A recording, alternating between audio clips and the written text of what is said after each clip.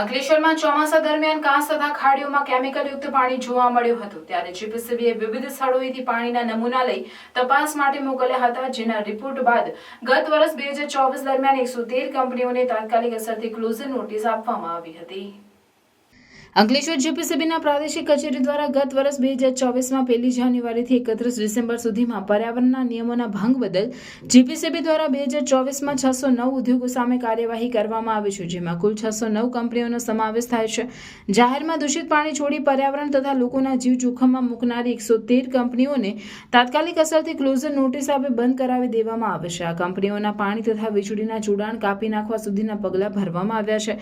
ખાસ કરીને ચોમાસામાં બેજવાબદાર ઉદ્યોગો તેમના કેમિકલયુક્ત પાણીનો વૈજ્ઞાનિક ઢબે નિકાલ કરવાના બદલે તેને સીધી ઘાસ કે ખાડીમાં છોડી દેતી હોય છે। જીપીસીબીને ફરિયાદ મળતા સ્થળ પરથી પાણીના નમૂના લેવામાં આવ્યા હતા।